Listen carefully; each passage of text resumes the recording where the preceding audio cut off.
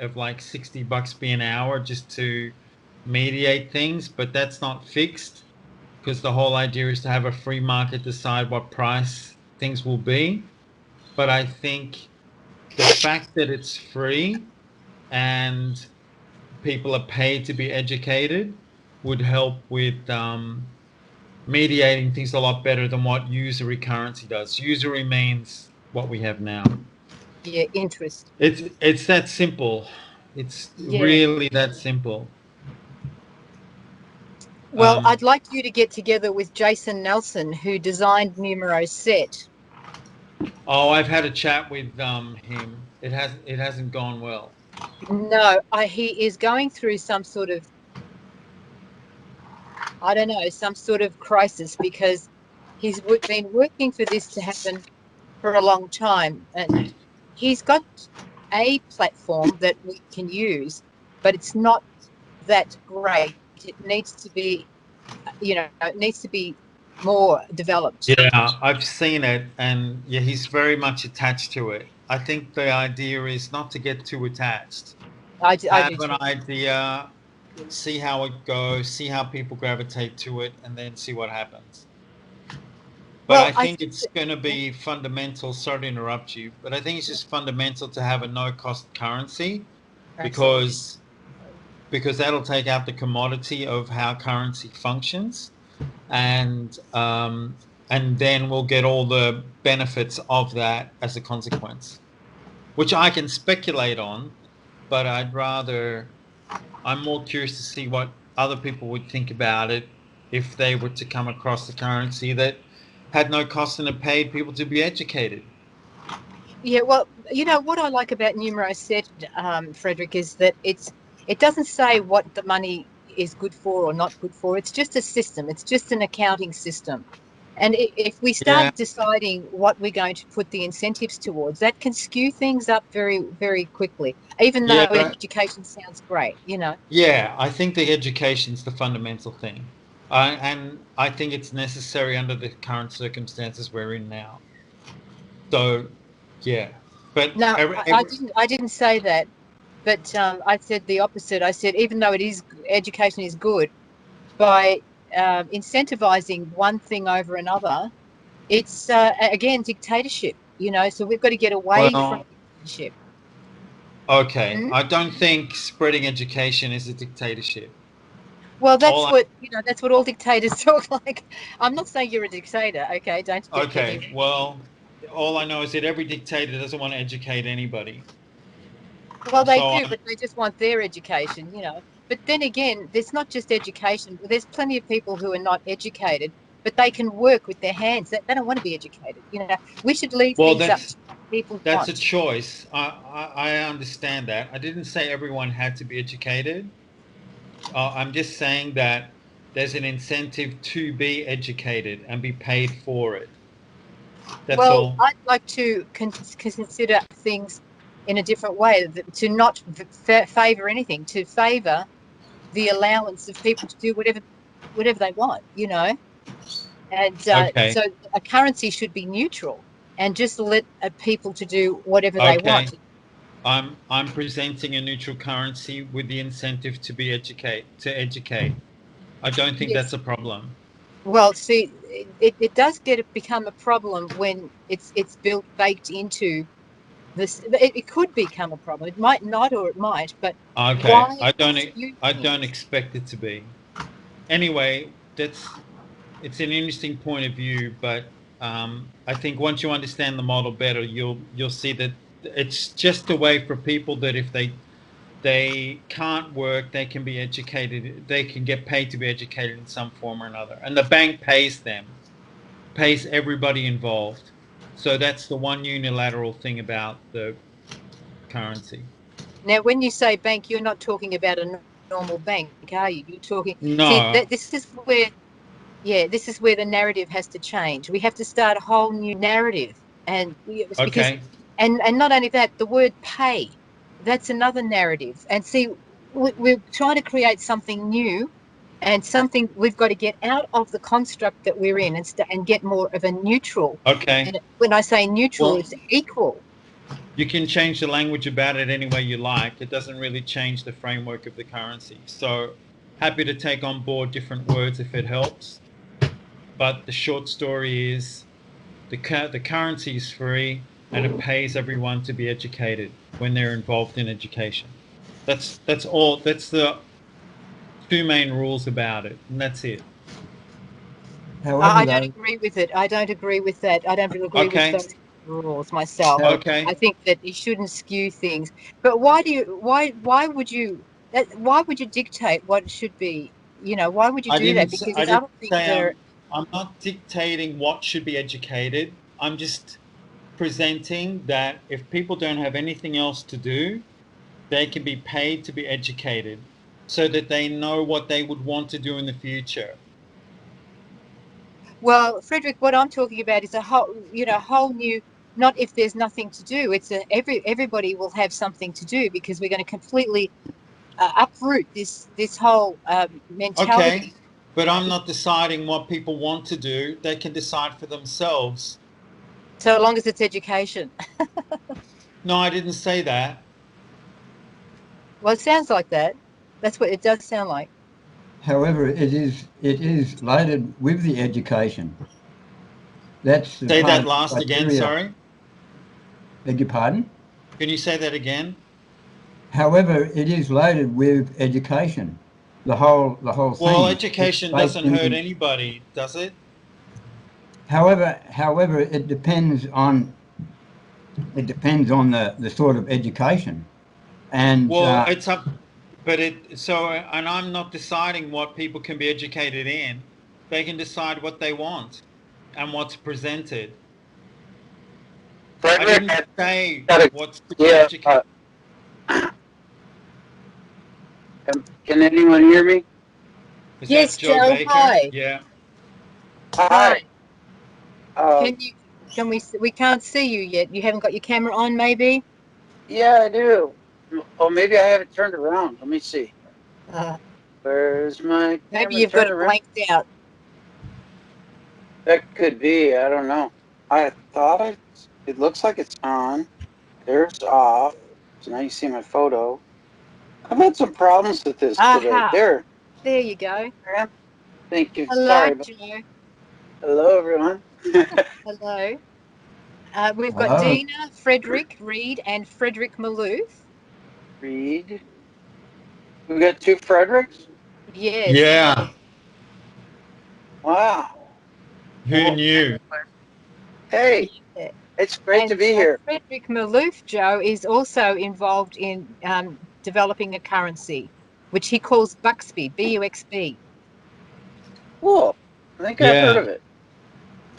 Oh, Huh, that's interesting. So maybe. tell us about Remedy Coin. I'd like to hear the difference. Yeah, I'd like to hear about that. I like what you're doing about what you said about you know doing something like uh, what is it? You're doing education. Somebody's doing some work to try to learn something, and hopefully it's work. What the teachers giving them the gift of their time and whatnot. I think they Uh, should just write a certificate of exchange of value. The teacher created well, something of value, and the two of them together actually create value. So that's you're right. That's why the bank pays them both the same. yeah. So that, and The, it'll Bu- be the based on what the Bucks Bank. teacher wants to, what he wants the course to be worth. Anyway, Yeah, the Buxby Bank. That's just a yeah. thing, right? Well, it's Bucks Bank, and I mean, without getting caught up in terminology, it's the bank will pay those people to be educated. So you'll have Anyway, board can of you tell me more about Remedy? Tell me about the framework of Remedy. sure, sure. Well, Hi, Star. G'day. Hey, here's Star, Joe. I know Star. We So can't hear you. Have you got Star? Have you got your microphone muted? Sorry, Joe and Frederick. That's okay. Can you hear? You can hear though, but we can't hear you, Star. It Probably. might take a while. Like, this is the beauty of not having any moderation. Anybody can say anything, you know, it's really great. So. All right. Hi, I'm Joe Baker, and I represent forgivenesscapital.com. It's it's one of my projects. I like to think of myself as having infinite value, as I think every other person in the world has infinite value. I came to this realization because 11 years ago in Bakersfield, California, I was there at Earthica Star's place, and there was a thing that happened to me with the police. I went out singing karaoke 5 nights in a row. The fifth night, well, anyway, it ended up bad. There was they pulled me over and ended up clubbing me 15 times, stomping on my head 3 times, and that's just the beginning, you know. Joe, that was the police, was it, that did that? Bakersfield Police and their agents of the Kern County Sheriff's Department were became involved later when also the Kern County Medical Center was guilty too. They were trying to withhold water from me as reparations for having tipped over a police officer. So I had been, I was clubbed 15 times, and I tipped over the officer in self-defense. And then the guys, made threats he's going to kill me. He said, I think he shot himself, and then started stomping on my head and such. Oh, all kinds of things ensued after that. Miraculously, Star arranged to have Star and some friends, friend Alan and others, helped with getting me out of jail with bail bonds. But even beat within a threat of my life, being walked into the courtroom, as handicapped as I was in chains in my hands and my feet. It was pretty ridiculous. And then they even threw me in against a wall and made the judge laugh. The leaders of this place, Bakersfield, are utterly evil, and and they till to this day, have not done anything to put me back in honor.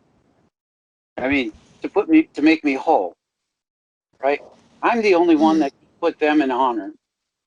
I'm the only one that can atone for their sins and their misdeeds, because there's not enough money in the world to pay for what they've done to me. So what I've developed is a new system of remedy, where one proposes a forgiveness contract, and the idea is that I confront them with the things they did and give them an opportunity to dispute it or to deny it. Basically, the only means that they're allowed to dispute it is by transmitting a little piece of Bitcoin to an empty wallet. If the wallet remains empty after the deadline, they have defaulted on any opportunity to dispute the matter. And at that point, they're forgiven. My forgiveness flows through a cryptocurrency, which takes all the value of the damage, inverted through the heart's alchemical process of forgiveness, and I turn it into an asset. Interesting. Forgiveness is just as large and great, and as the damage is evil and bad and all that. So by intentionally flowing my forgiveness through a cryptocurrency and using that cryptocurrency to pay myself for the damages they incurred, I have imbued the cryptocurrency with significant worth. Now, the way to get it to other people is to give it to them.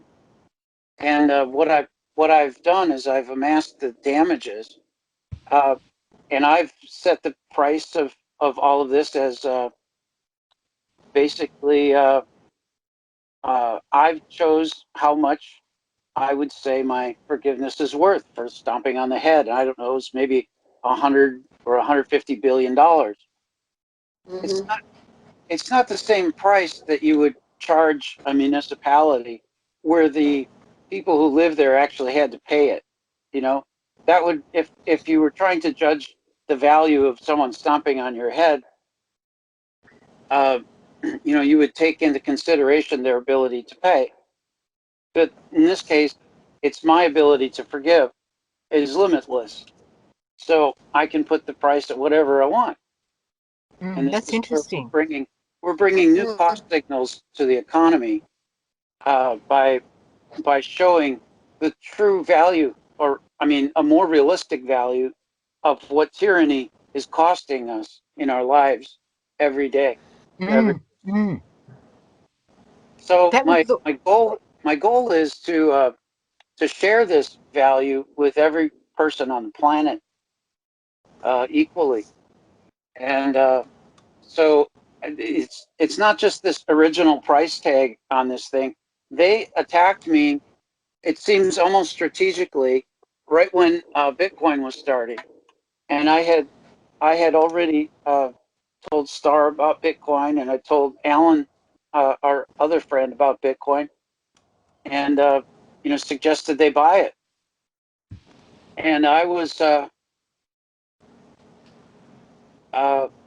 and so this was the, you know, the investment advice of the century, right? At that point, if one would invest $1, you would have over $100 million right now. So this So how would you invest in Remedy Coin then? Like if you've got something to forgive, and you wouldn't invest in it. You have you will getting have. on the call. Oh, How would you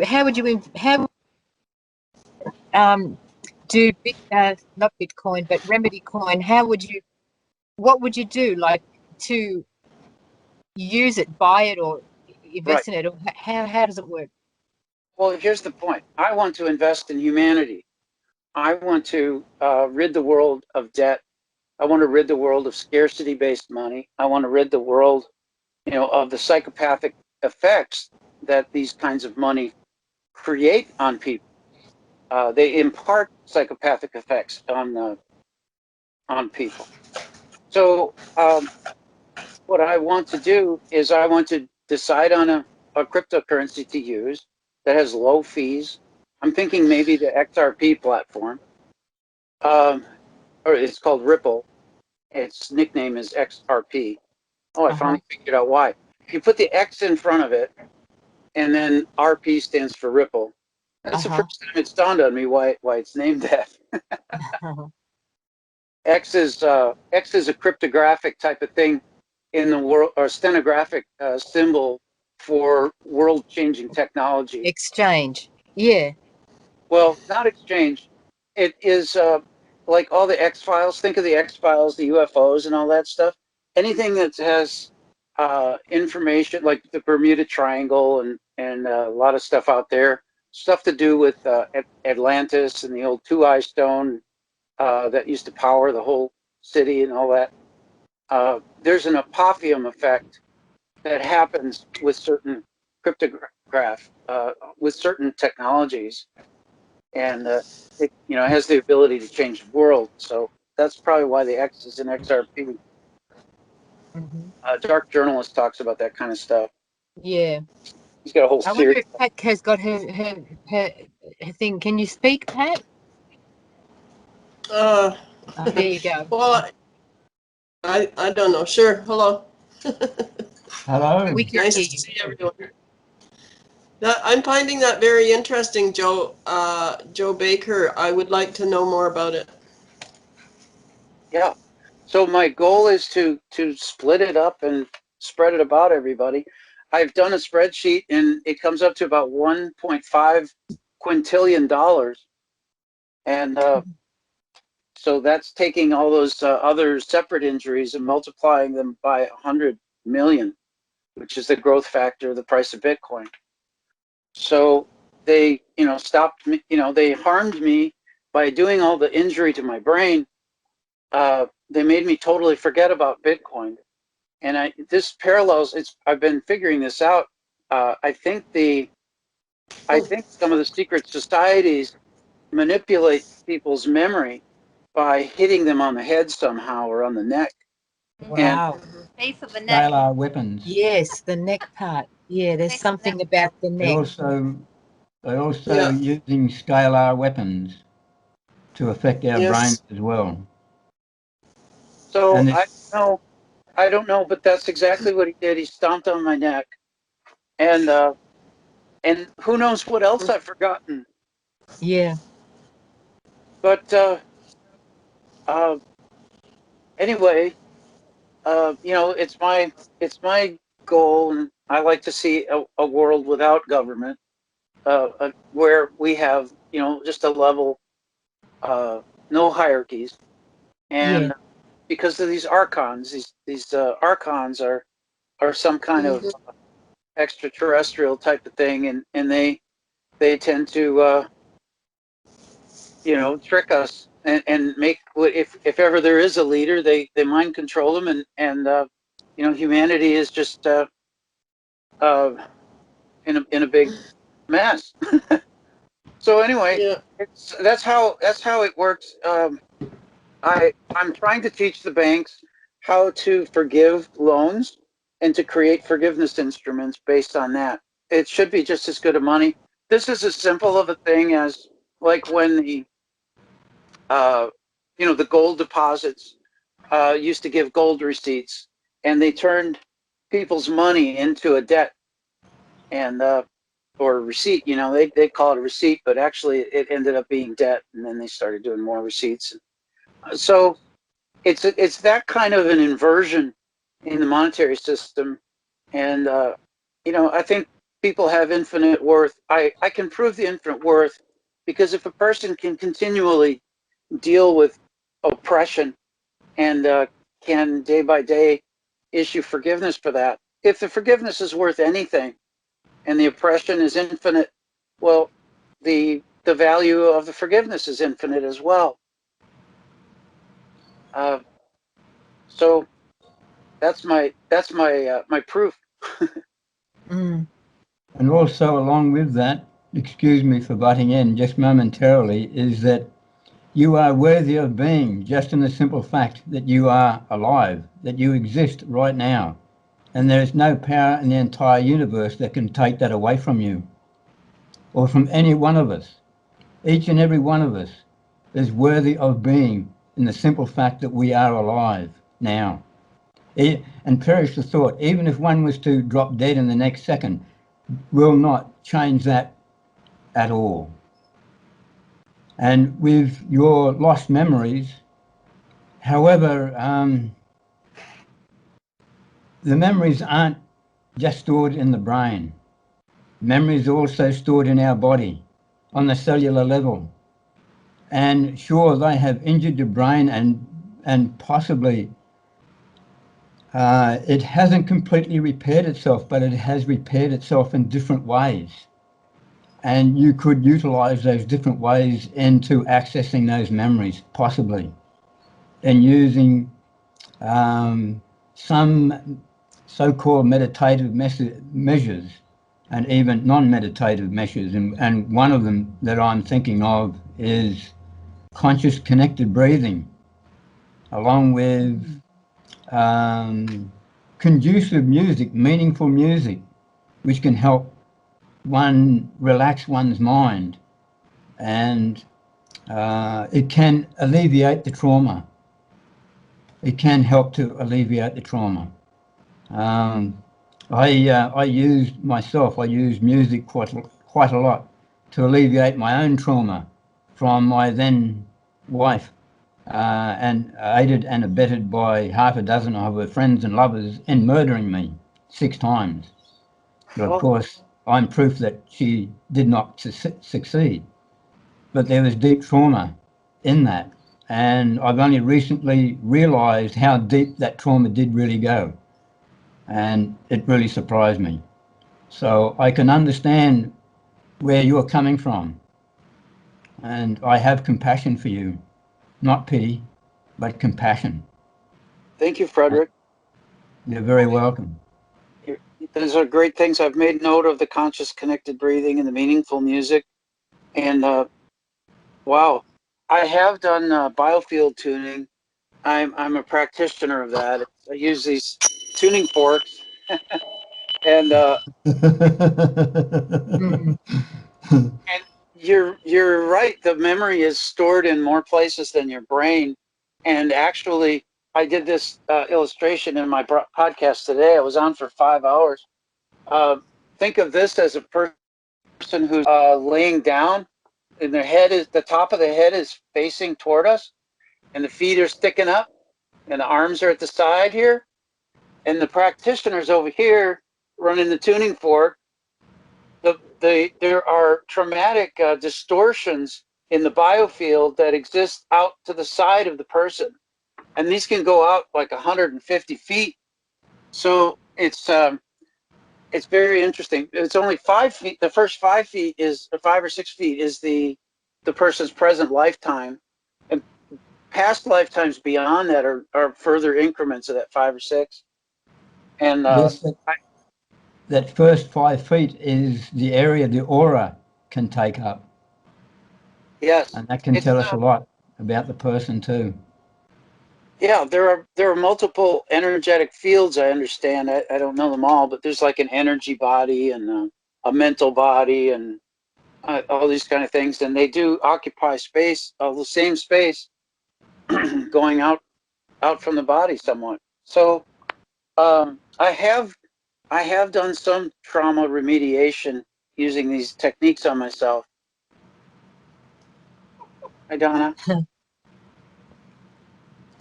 Deanna, just go for it whenever you can. I don't know. I don't want to interrupt anybody if they're talking. So whenever That's- he's done, then well, I'll that's talk. the conversation is though. It's a series of interruptions. But I want him to finish what he's got to say.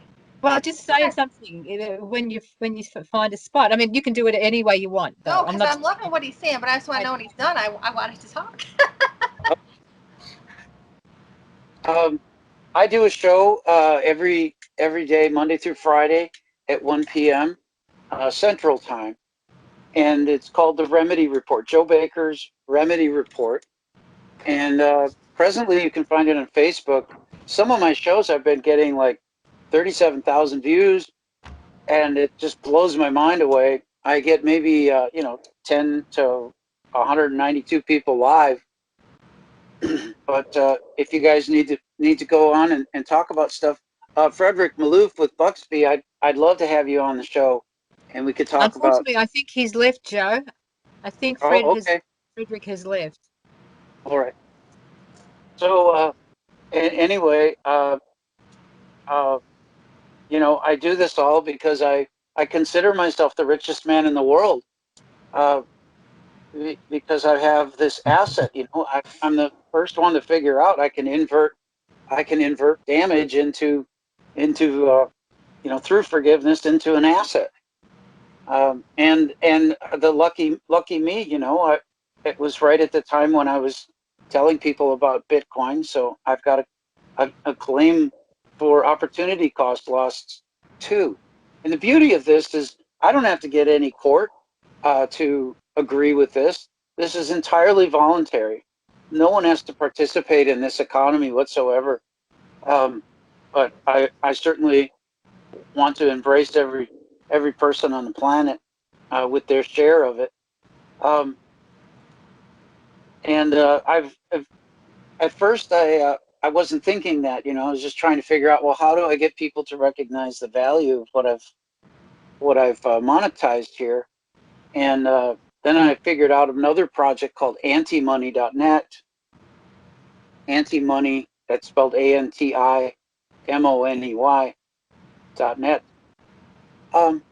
And that was just, well, we're all the concept there is that, well, we're all seem to be at war with one another with the money that we're using. Yeah. We're at war with each other. This is what Rudolf Steiner of the Theosophical Society warned us about, that at someday there would be a war of all against all. And I heard that, and then it seeped in over a couple of days, and I thought, that's our monetary system. We're all outbidding one another. Okay, Joe, you can give a basic stars. I think. Oh, shoot! I saw it and then it disappeared. Have a look on the chat, Joe. All And I right. think, Star, you can unmute now. I think the audio might be coming through. You might want to check it. It's up to you, though. She asks if you can give a basic explanation of how the people can buy Remedy Coin, how to get in to the game, so to speak. And maybe Star can speak. I don't know if it's coming through now. Well, that's the idea. It won't be something you buy. It's something that you will inherit. You know, each person will. They call this a faucet. A faucet where you go to a website and you the funds are freely available from the website. So what you do is to get a wallet of whatever kind it's going to end up being. You install the wallet. You you hit receive on the wallet, and then it gives you a QR code or a long piece of textual information that identifies how to send money to your wallet, and then you paste that into you paste that long address into the website and say, I want to receive my Remedy Coin stuff, and then it sends it to you. That's how that would work. And then it's about going to merchants and so forth and saying, I like this. I like this Remedy Coin money. I think it's really interesting. What could you do to help with this? It's a really important movement. It teaches that all human beings have infinite value, and we'd like to give it some momentum in the marketplace. Could you, as a merchant, accept maybe 1 or 5% of my purchase price with Remedy Coin or anti-money coins? Uh, and that's where I think we'll start to make some headway. Another way is that I have a friend who's in the coupon business, and he knows about how to create, something akin to manufacturers, coupons, and to fund it. So I've got ideas that way too, of helping people to use the branding of the name Remedy Coin or anti-money in their transactions, and in so doing, they're commemorating that both the customer, the merchant, and the coupon processor are all in unison about the idea that humans have infinite worth, and just even using a little bit of this kind of mental assent that the humans are more important than the money is it kind of, I think it negates the harmful effects of using the other monies. The harmful effects, are that people want to hold on to their money and will become less charitable, even though they could just do something for a person, but because money's there, they feel, I don't know, I'm kind of getting off track here, but I have the way I found out that money has psychopathic effects on human beings is I considered, I compared, contrasted, trying to resolve a court case where in one situation, one scenario, you'd have the normal system of punitive damages, punishment, maybe prison time, all that stuff is riding on the line. And like one side wants to be, they both want to be right, they both want to win or something, and they're both incentivized to tell falsehoods. They're both because a person's life is on the line, and all people can seem to do these days is try to figure out how to punish somebody or how to take money from them. Yeah. And to contrast that, you have a forgiveness contract offering where there's no punishment.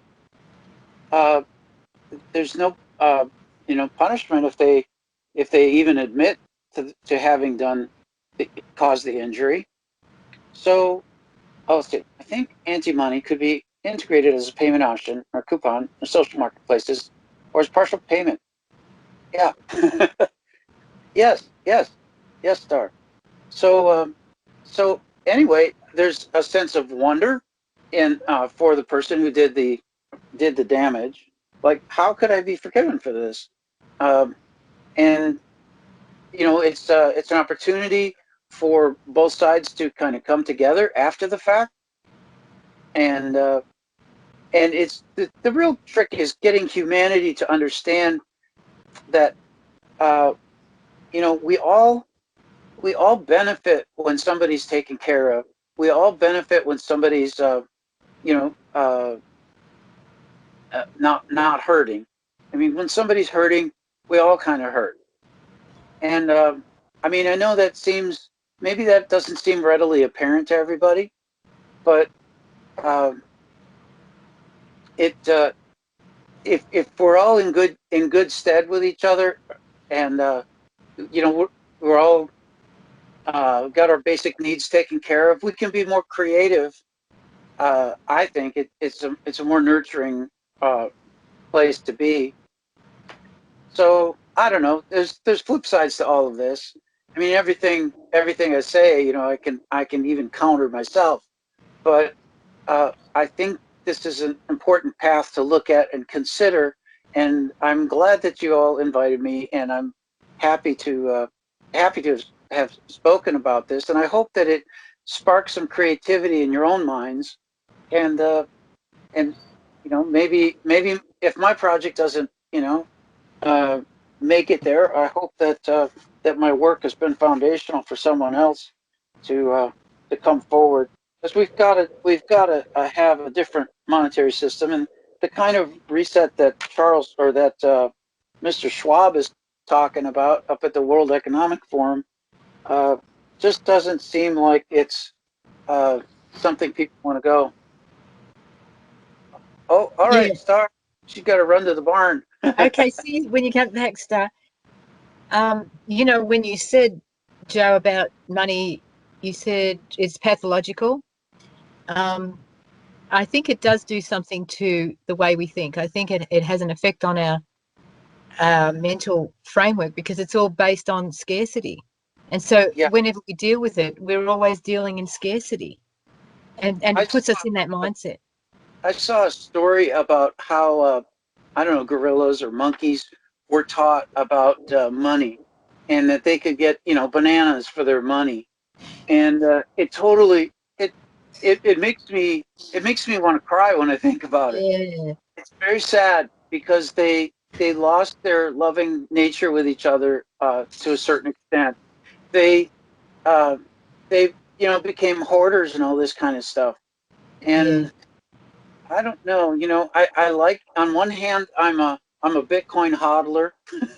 I like the idea of holding it and waiting for it to grow and grow and grow and grow. But at the same time, I realize, I'm just competing with other people, and and sure, that's making it more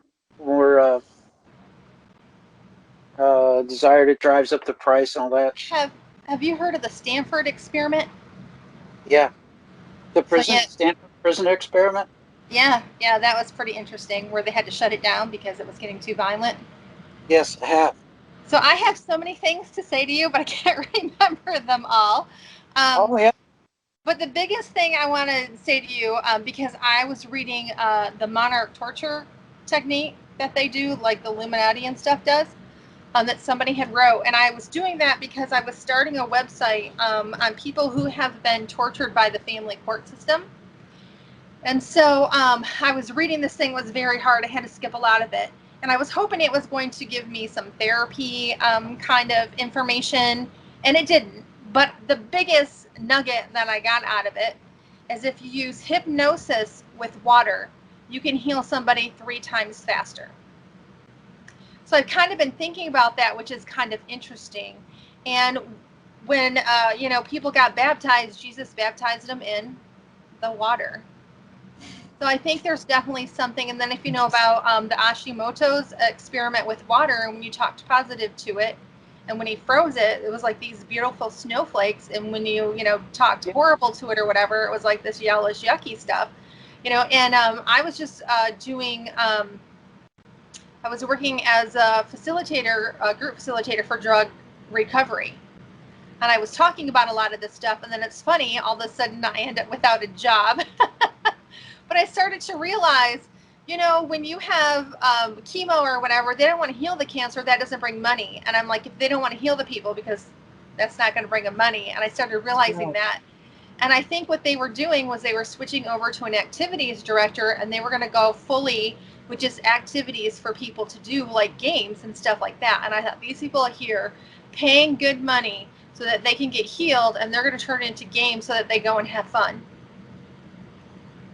which is kind of interesting. But a little bit of my background. So I'm actually an advocate. I went in the family court system. My former spouse got custody of my kids, even though he was abusive and I had a personal protection order against him. So the judge who signed the personal protection order actually gave him custody on the advice of the guardian ad litem. And through my research, I discovered that the guardian ad litem sold him custody with the help of her husband, who was the vice president of the bank. And in the bank was my ex-spouse's divorce attorney's law firm. In 2012, I started talking about the elections being rigged, and that came true last year. In December, I discovered that they're using torture techniques on parents and children. So what they're doing is, if the man is abusive, they're allowing the father to continually abuse the woman and the children to help wear her down so they can sell him custody. And then if you're a good dad and you don't want to try and get the kids from the mom, they will conceal you from your kids to make you want custody. So you will pay for it because they're not making any money if you're not paying for custody. And so that's what's happening in our family court system. So when I discovered that they had sold my ex custody, they put a hit out on me and tried to kill me. I've done a little bit of research into that. I think I know who's kind of running everything. I came across a Google alert of a woman in Michigan, because I'm originally from Michigan, who was jailed for overdue library fines.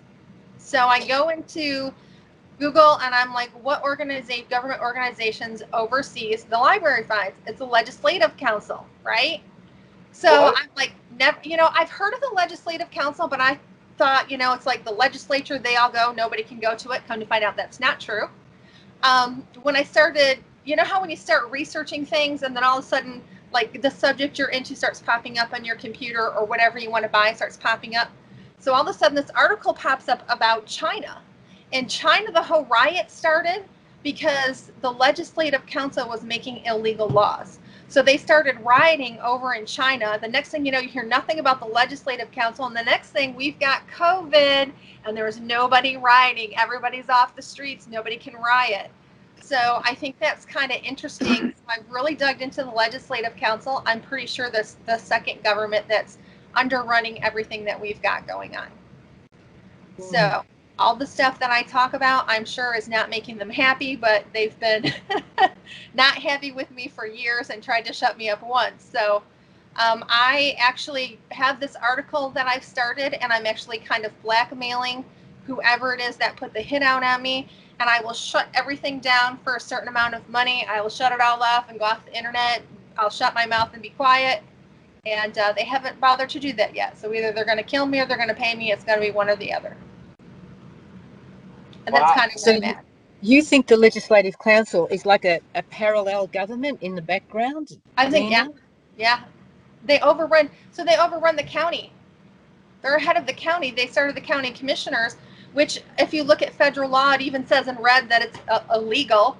And then if you understand I've studied the Michigan Constitution. If you understand the Michigan Constitution, they can't even create a civil court, because the legislature, we got the executive branch, the legislative branch, and the judicial branch. The legislative branch created a judicial branch, and they can't do that, but they created it, so therefore it's illegal. So in Michigan, they allowed the lotto, right? So they said, if you allow us to have the lotto, money will go into the education fund, right? So I happened to come across the education fund, and the money from the education fund is going to the legislative council. That's one of the funds that's funding it. Oh my God. Oh So my yes, God. and that's a quarter of what I know. So you People, can carry over. you got to watch this interview that I was listening to before the call. It's much like what Deanna's saying. What's Yeah, it called? it's a guy called David Martin. Has anybody heard of this guy? You've seen him. He's been around the internet about and he talks. He's with his wife, and I think she's Australian. And he's taking people to court, and I can't remember what, but he's quite a financier, and he's a lawyer actually. And in this video, when you're listening to it, it'll make your hair curl. The way they it's so intricate, you know, all the graft and corruption. It's so intricate, and he kind of follows it and explains how it all goes. And I was telling Frederick earlier that what happened in 1929 was they kind of manufactured that depression, and then the people who were holding the cash ended up buying all the properties, and so they just bought everything up pennies on the dollar. And he thinks that they're setting us up again now to have a total private property takeover. And I don't know when he says it's going to be, but I'm sure you'll love that interview. You know, it's not really an interview, it's more like a talk. And that little bit there with the property takeover, that's just a small part of it. It's a takeover completely of everyone's life. That's what's Yeah. being attempted with this COVID scam, and it is a dastardly scam, well and truly. And it's hoodwinked millions upon millions of people. Yep. So it's not just the property takeover, it's the takeover of everyone's life. Mm. Mm-hmm. Like they wouldn't be insane, would they? Wanting to have control of absolutely everything on Earth. I mean, that's not insane at all, is it? That's perfectly normal. These people are running the world. I don't know what we're going to do about them, you know. Something has to be done. Well, you Were you Denise, about the have torture? already um, pointed that out, outlined it, described it, the real pathology, and that's money, and the psychology that goes with it. It goes deep into everything, like what was mentioned earlier on about the experiment with the monkeys, where the monkeys were taking up the coin or the money rather than their bananas and becoming more selfish, so on and so forth. And that's just a little example. And that's what is the crux of it all, really, the money and the psychology that goes with it. Yeah, I think that money, like an exchange system, is not damaging, but when it comes, No, like with the forgiveness one, you're giving forgiveness, and that changes the whole mentality. yes, And we can use a transaction system, but we've got to have the right transactioning consciousness, I think, you know, yes, like, yeah, yes. we can even give appreciation, say, or we can give kisses or whatever we want to give, but something that's beneficial. And before wanted to have it out with Frederick. I think he probably took it too seriously, but I just wanted to have it out with Frederick that once we start saying what a currency should be about, in my opinion, well, you know, we have to talk about it because it has to be structured the right way, because there's so much opportunity for it to get kind of debauched, you know, and go in the wrong direction. I mean, education is good, but what kind of you know, it's got to be all spelled out. So somehow we've got to use another thing for transacting. But we can't agree on anything. Seems. Well, I've been involved with Bitcoin since well, you know, obviously since 2009, but really in earnest since 2012. And what I observed is that you know, we could start out small and we could grow big. But what I found seems to work better, and what I thought about along the way, because we're all kind of waiting for that price to get to $1 million, is like, why not draw a graph, and say this is the minimum sale price every day along the way, and we have a growth curve. It's called a bonded growth curve, and so just everybody who's a participant decides, hey, I agree, I'm not going to undersell this at this price. It's kind of like the way you agree when you put money into a credit union. You've got, a couple thousand people who are members perhaps, and they all agree that one unit is worth $1. And that's an arbitrary thing, and nobody seems to understand that. But Mm. they're all working as if they're units that they put into the bank, uh, go in at the same unit they come out at, and that's certainly something that's doable. And I've come up with ideas to, if somebody undersells that price, you forgive them, and then the value of that forgiveness gets added onto the asset. So it's a self-healing, self-correcting mechanism that I think that if you're starting to buy and sell money, money is just a tool for us to be able to mainly working, how help that we in projects, I think, and an exchange of material things, and then it becomes like a casino on the side when it has no function. That's how I see it. When, like with Bitcoin, you have to have a bank account for one thing, don't you? no, You no, don't? no. I can pay someone. Well, once you have Bitcoin, uh, but well, when you get Bitcoin, you can find someone on the street corner who is willing to sell you Bitcoin for cash, or for maybe carrying their shopping bag 10 miles. Or I don't know. It's just something of value and something of consideration in negotiations. So Bitcoin is valuable. You don't have to have a bank account. That's the reason Bitcoin was created. Is, I mean, I think, uh, just as a protest to the economy and how governments were bailing out banks. And I mean, that's like in one of the first blocks on the Bitcoin network talks about how, let's see if I can remember, they're saying that the government was just about to bail out the banks. um, and it just goes round and round. It's like all these. Let's see. Star likes to say she has a paper Bitcoin wallet, and she thanks me for giving it to her. It's a long time ago, and it was probably worth $25 or $30 or something when I first gave it to her. And today it's probably worth over 10,000, and she doesn't use it. It's just secured there, and nobody has any electronic fingerprints on it or anything, because So yeah.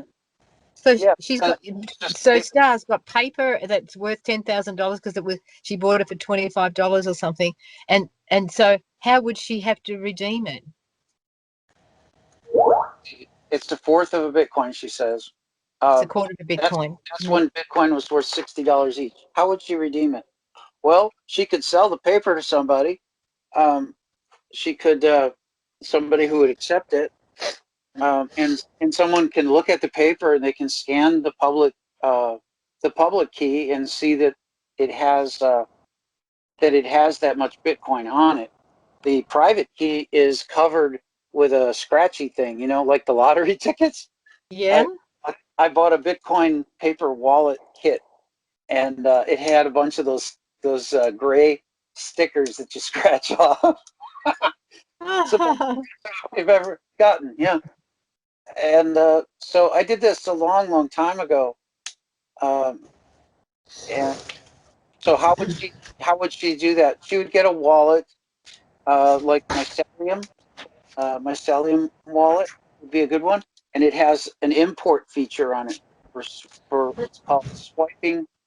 What's it called? Swiping It's a technique where you swipe in all the funds from a paper wallet, and that's a transaction, and it moves the funds into another wallet in the account. Pat, I think we're getting sounds from your computer. Are you near the computer to mute it? Oh, sorry. Yeah. That's all right. We just couldn't quite hear what Joe was saying. It's a I'd like to contribute something to the conversation at some point, but Whenever you want, Pat. There's no moderation. This is the style Take- of the time. Take the opportunity now. Please, Okay, input okay, now. well, okay, I've spent a lot of time with Indigenous people in the last few years, and learning about the polar opposite attitude toward community and living in this world. And so, you know, when you were talking about the monkeys, when they were in the wild, their relationship was with abundance, because nature herself is abundant. And all we have to do is look at an apple seed to see that. It grows a tree. A tree grows how many apples? That grow that many more seeds. So nature herself is abundant. And this society has taught us, as Denise was saying, about scarcity. It's modeled on a completely false notion of reality, because scarcity is not reality on this earth. That's an invention that came with the Archon consciousness. And so the economy of natural human beings on this earth is an economy of giving. Yes. Instead of taking. Yes. And the underlying thrust of desire in a giving economy is to give, and to continue to give as much as possible. And that is exactly the opposite of how we have been trained and colonized in this system, which I call patriarchy. You can call it the cabal, it doesn't matter, but we know what we're talking about. And so, as we know, balance is what we always require in our lives. We need balance, and that little thing that you were showing us there, Joe, with the person laying there and you know, receiving some sort of frequency healing, is to achieve balance. That's what all healing is about. It's about achieving balance. And we are in the most imbalanced, insane situation possible that I can even imagine on this earth today. Yep. Everything is upside down and backwards. There is not one thing that makes sense. Nothing. And so, you know, trying to come up with some sort of a solution. You know, where do we even start? I guess, you know, for me, I start with knowing that everything is wrong. And knowing that, trying to see what is right. And what I do see as right is the ancient indigenous ways of living in community with this earth. And it's always with everything, with the rocks, with the trees, with each other, with the animals, with the plants. And so the community is so inclusive that there isn't even a concept of otherness. So there can't even be a concept of taking from some other part of this living network, because it's the same as taking it from yourself. Anyway, that's my observation for what it's worth. And I don't know how that can fit into this conversation, but I do know that I'm extremely busy, and I am completely focused on attempting to find our way out and through, to be able to have some sort of security for our children and grandchildren. And unless I'm with people who are also focused on that, I don't have the time. So I'm not sure. I'm loving this idea of forgiveness, Joe, because when there's not forgiveness, there is a sense of imbalance. And there's a little resentment there. And I have that in my life right now, which I would be suffering hugely if I was Deanna and what she went through. That fills me with resentment. I want to go out and assassinate her ex-husband. That's what I want to do. I don't want that person to even be alive. That's how mad it makes me. Yeah. That sort of injustice, it drives me crazy. And I do run into it often because the people that I spend time with have experienced something similar, having had their children taken by Child and Family Services, which is a money racket, exactly as you're saying. They are kidnappers and sex traffickers. Yes. That's who they are. Yes. So this business of forgiveness, it's very, very tricky, and it's very, very important.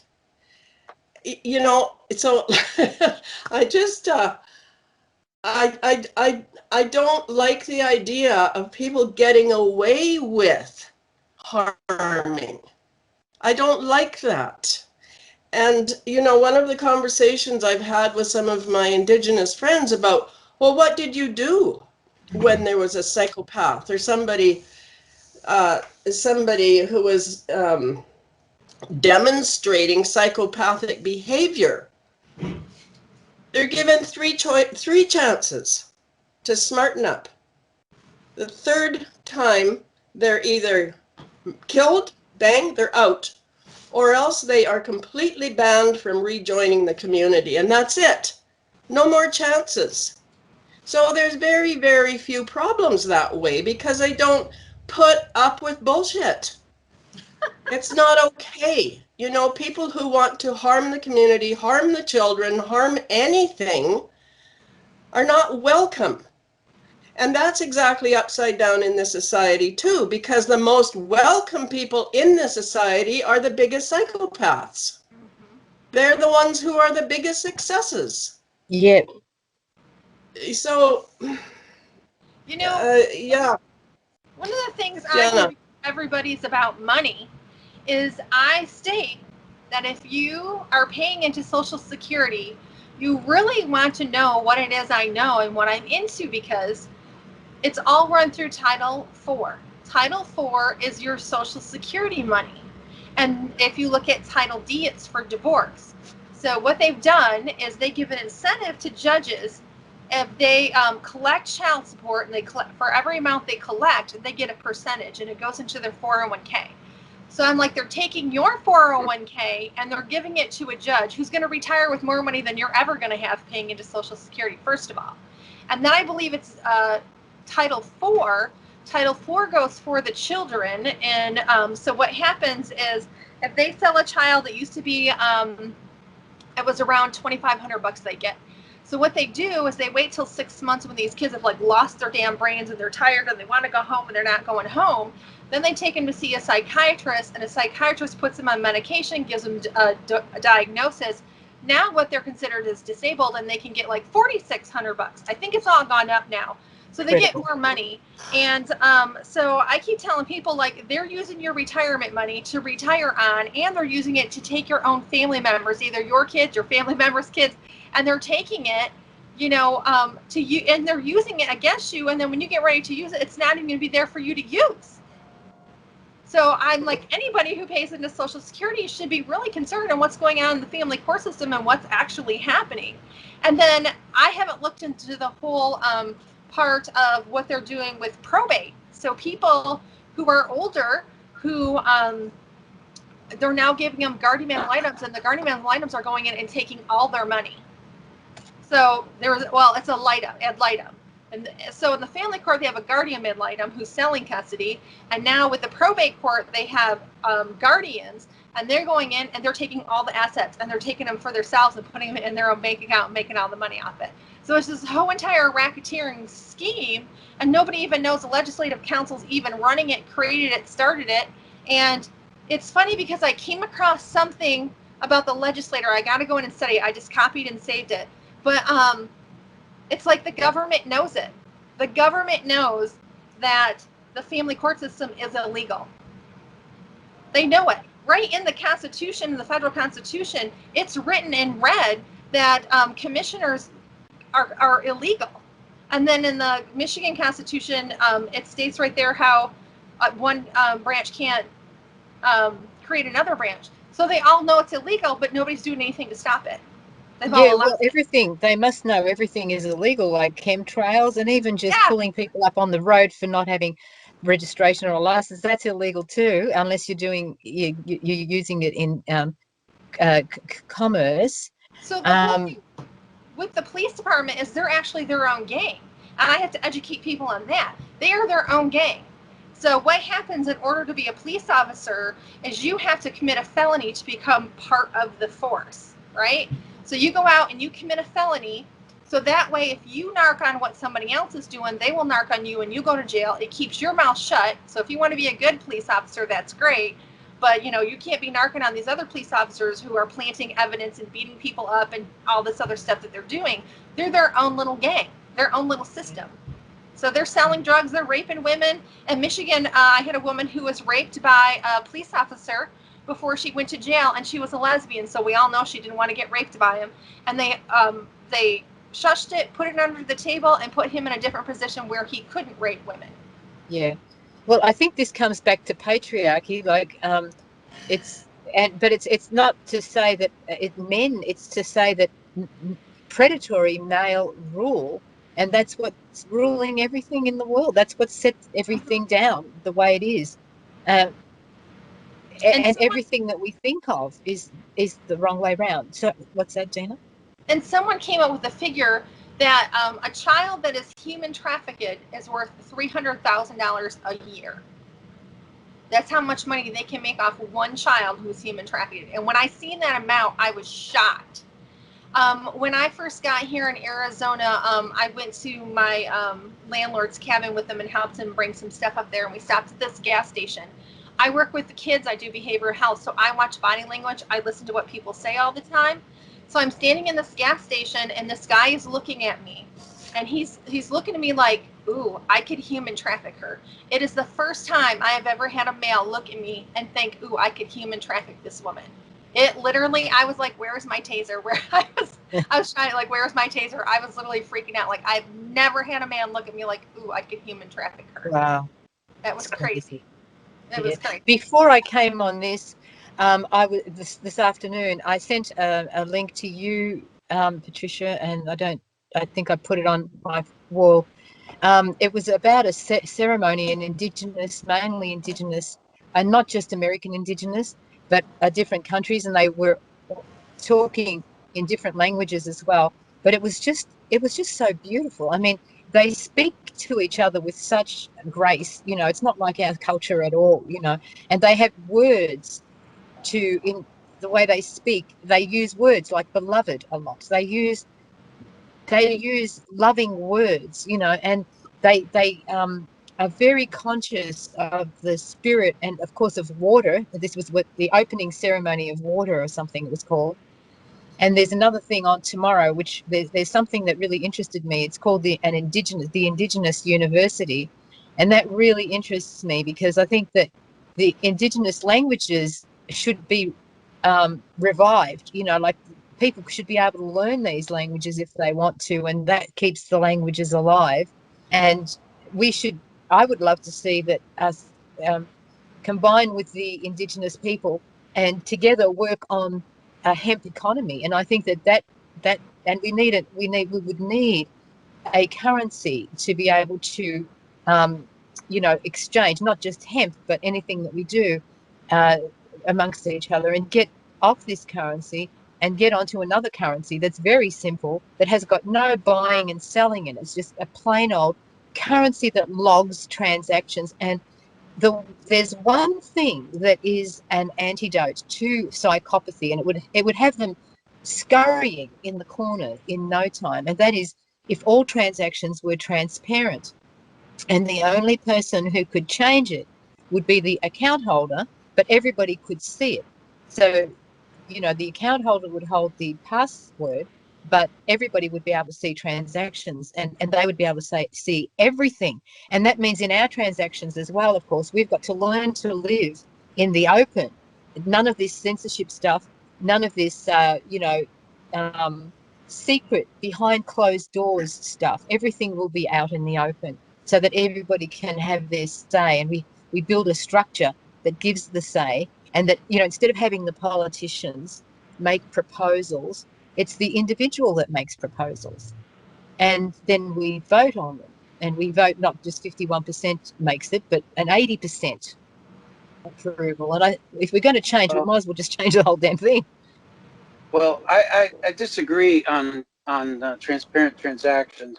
I agree. I mean, I think that the source code should be transparent so you understand how the network and everything works. But it would be my preference that the financial system be totally totally encrypted and not be able to, to tell when a transaction is made or who made it or what amount it was. Right now, this is kind of a double-sided thing, and I respect your concerns, and I do see that. And given the light of the nature of the things about child trafficking, this type of thing is very concerning to people, and they think that the answer is, absolutely more transparency so we can find out who the bad guys are and all this stuff. My approach is to make it so that nobody's in want. I mean, why would if somebody had $20 billion worth of anti-money, why would they want to human traffic a person, for 300,000 a year? It just wouldn't make sense. They would be killed, right? And so if we can get people out of the scarcity mode, then we're in abundance, and there's not this. This is what's happening. Probably I imagine. Uh, somebody's like really destitute, broke, and for some reason they go to one of these shark lenders. They get money like that. They got to pay it back somehow, or they're going to die.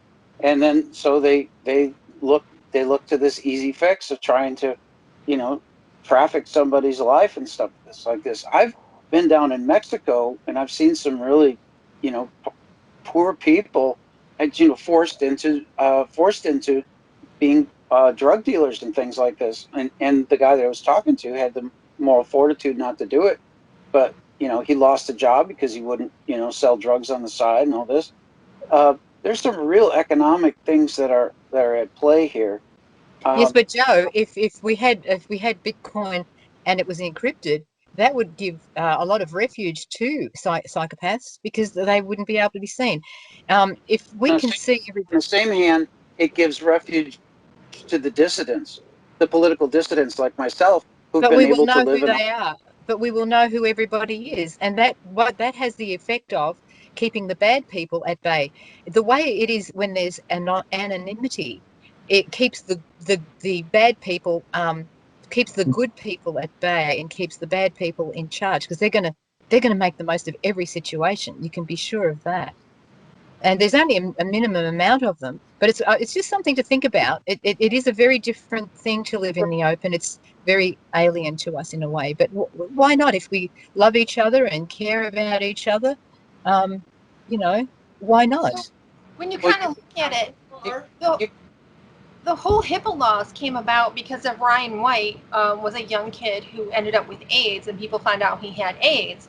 So they were like egging his house and writing stuff in his house and harassing him and his parents and blah, blah, blah, blah, blah. That's how the whole HIPAA laws came out.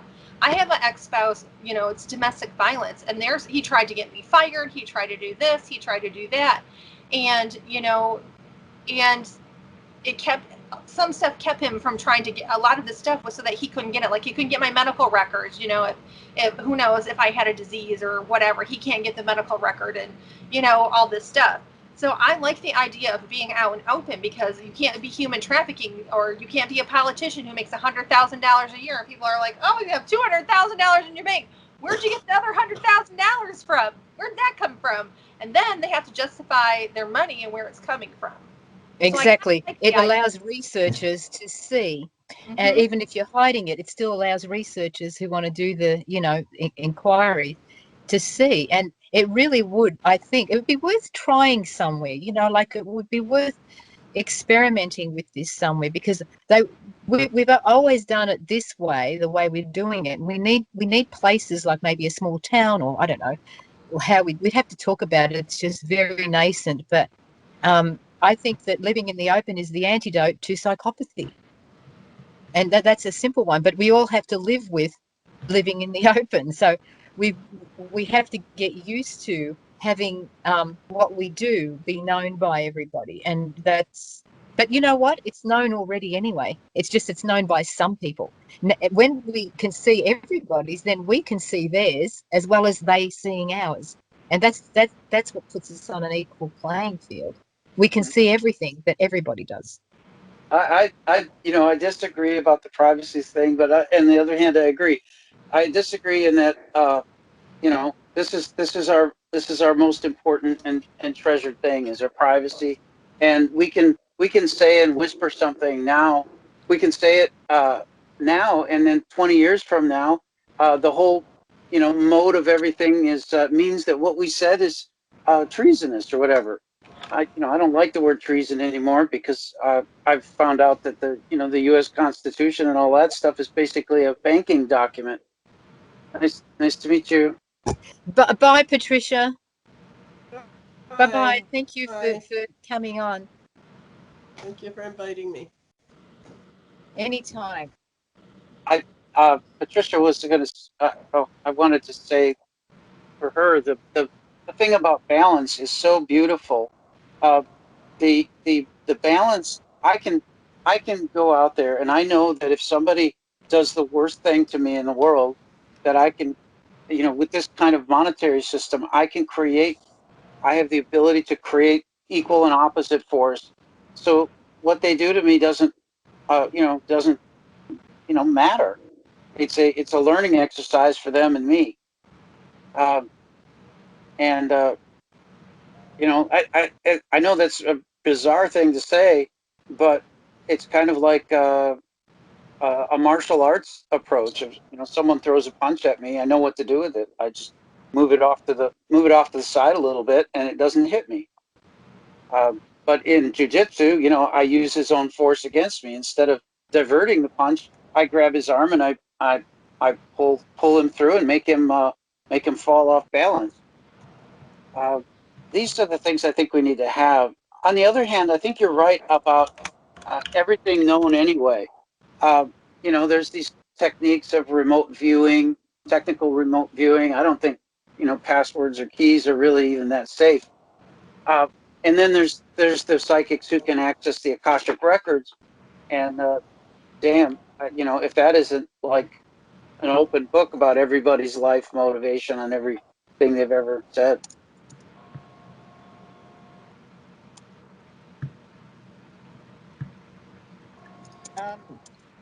Well, you know,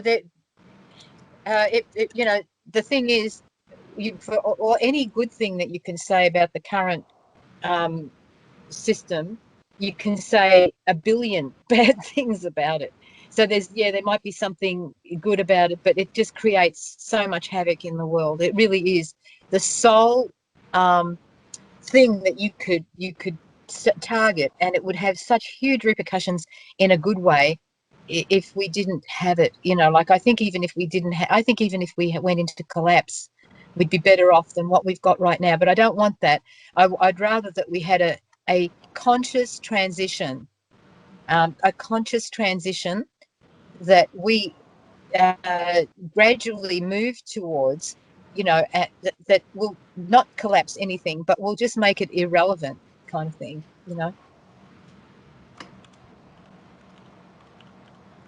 Right. The move towards irrelevance is really profound. Who was it? Buckminster Fuller said something about if you want to change something, instead of just changing it, supersede it. If I'm saying that right. Yeah, That's why paraphrasing, but that's close enough. that's what I'm going for, superseding the world's economy by Yeah, so order really what we have to do is we have to find a platform that we would transact with. For example, what if we wanted to give each other some, like, if somebody's helping us on a project, we could transact on another platform and we can start helping each other with our projects. What platform? We need to find a platform, and I think that that's something we need to have by consensus and discuss. And I think we should make proposals. And maybe I should get the ball rolling, like make a proposal of what a favorite currency would be and why, and then get votes on it. And that's what I'm trying to do with polls now, because I think polls are a good habit to get into. I had a poll I just put out and it's, should we bring the troops home? What do you all think about that? Because it was a real talking point a while back, but since COVID, it hasn't been talked about much. But I think we should call the troops home and start changing the infrastructure to hemp, hemp based.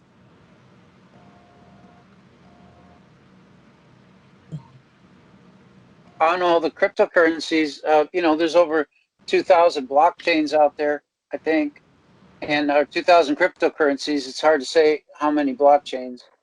Some of the cryptocurrencies, double up on the same blockchain. XRP is one to take a look at. That's one the government's trying to hold back right now, the SEC in the United States. And on that platform, you can create a new token, and you can, create the issuance of how many tokens and all that kind of stuff. I haven't done it on that one. I've used the other one, called Ethereum, but the fees are just way too high on Ethereum. I've already issued 990 trillion anti-money tokens for the world's inheritance, and I'm finding that it costs about $7 to do one transaction. So I can't quite distribute everybody's money. On the other hand, Earthica Star, who's having problems with her microphone, but she's there listening. She's the one who told me, it'd be better if we could figure out how to get a world where there is no money, and that's my real aim. These forgiveness-based monies are a transitionary thing to transition us away from the present monetary system to realizing our humanity is infinitely more worth more is worth infinitely more than the money that we are throwing around. So when I go through and I buy an ice cream cone at a custard stand or something, and I'm handing her a $20 bill, I make sure and let them know. I said, I want you to know you have infinite value. It makes them smile. But what I'm doing there is I'm negating their belief in the money. I'm letting them know that they're worth more than the money. And just that little simple act, I think, might diffuse the harmful effects of tendering cash. Can you imagine a world with the way that you're saying that? How would we be? How would we work together? How would we get anything done in the world that that doesn't have money? How can you see how it could work? I can. This is what you do.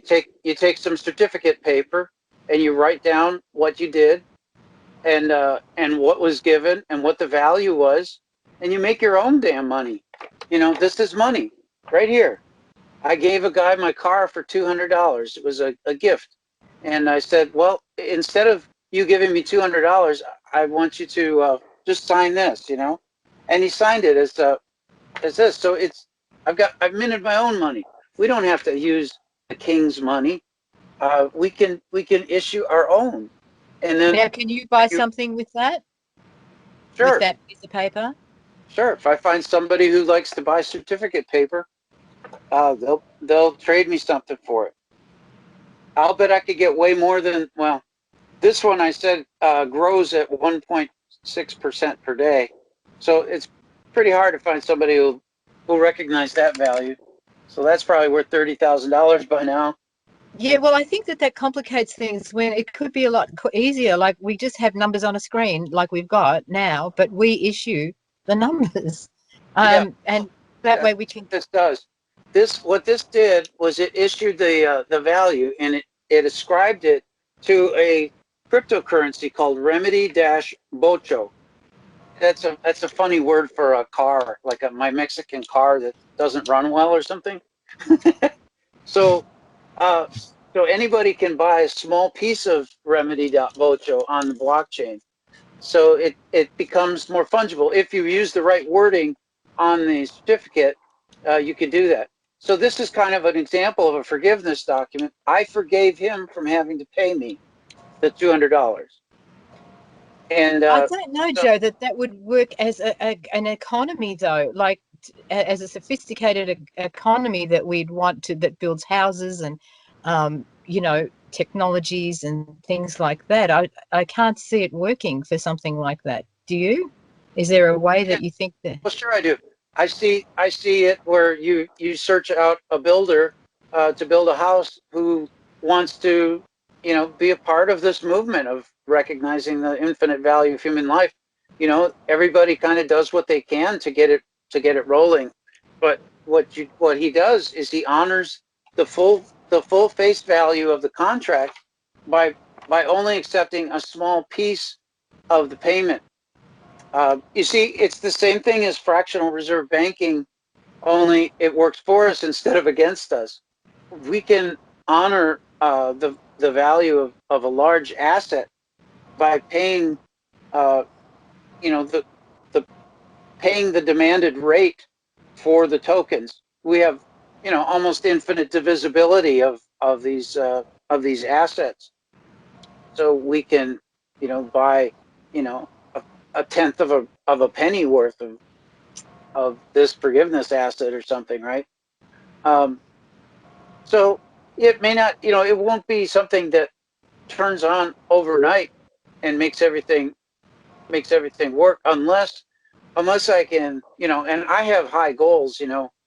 I'm out there trying to champion the dishonor of Bakersfield and Kern County. I mean, I've done 4 months worth of shows, 5 days a week, for hours on end on the air, and I talk about over and over again the infinite dishonor, the infinite liability that they owe me, and that they continue to just look the other way. So the dishonor is something is the Achilles heel of the present economic system. What happens when you get a bad credit rating? It goes to the credit bureau. You find it really hard to get a loan at a good percentage rate. Sure, some people will come out and say because I was, yeah. Yeah, that's right, Star. I was involved in starting a currency in Massachusetts. In I don't know if anybody is aware of that place. It's a fairly,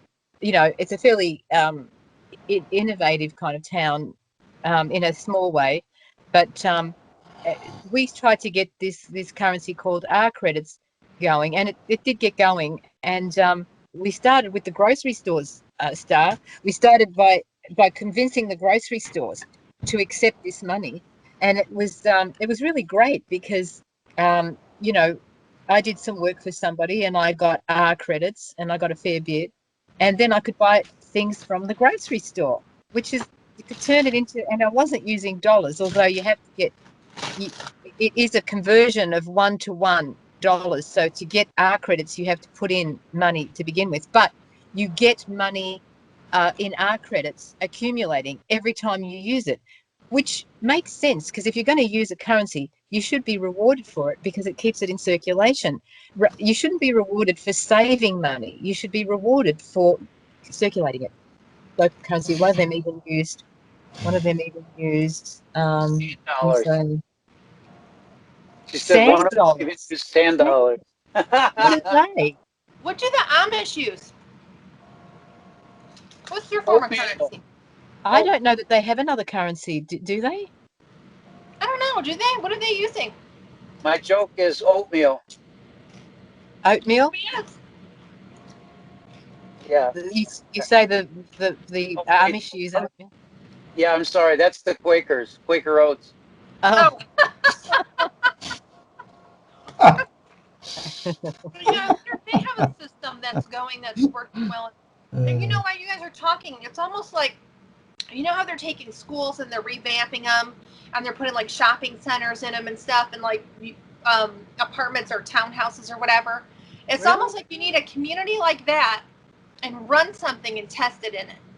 Like they still have their outside money, but they have the inside money, and run it in this little community, you know, that's actually built for that, to see how it works. ah, You know what I mean? Because they're taking, yeah. like, have one in Michigan where they took an old building and they converted it. I think on top there's a swimming pool, inside there's like stores, and I'm like, I mean, like, you could just wear your pajama to the store, to the restaurant, like you wouldn't even have to Yeah. get dressed, you know, and that would be a perfect community, because you'd probably have, like, you know what, 200 people, and you Yeah. could run something, you know, and run a test that way. Yeah, I think it's got to be more than just the local. Now, one thing that I really like is time banks. I don't know if any of you are familiar with time banks. Are you familiar with them, Star? You're familiar with them, Joe? Yeah, I'm familiar with time banks, and I think that makes the most sense because everybody gets a point per hour, and so really, I think that's how it works. It's been a while since I've been on it, but you get so many hours, you just you know, add the hours as the points.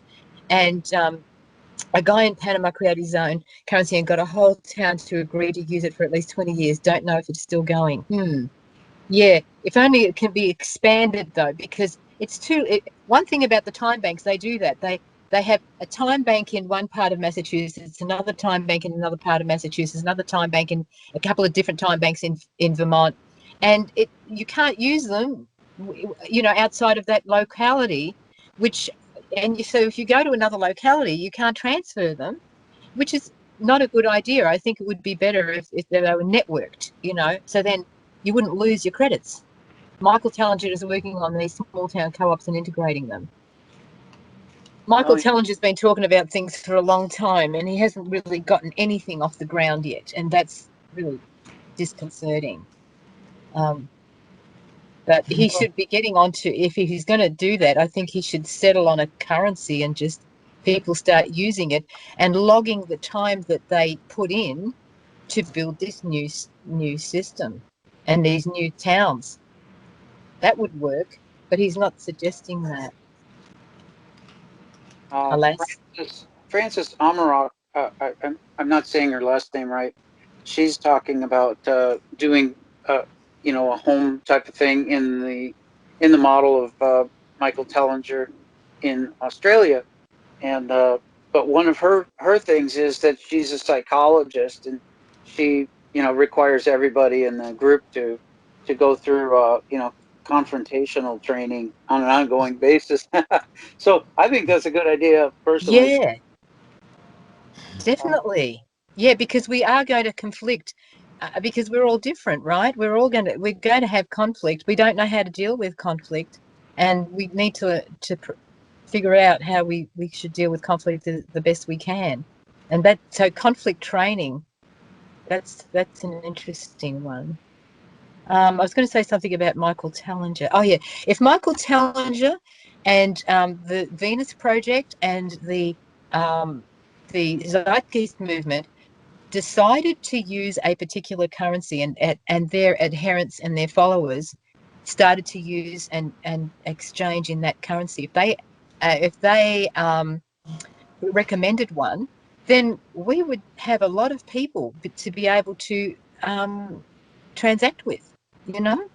But they're not doing that, and they're not acting as the models. They're not being they're not leading us anywhere. It's just always just a fantasy. It's not until we've got a currency, I believe, we're not going to make this reality. That's what it seems like. Of course, I could be wrong, because you just never know where things are going to come from. But there's a heck of a lot of people who want something. They're hungry for something.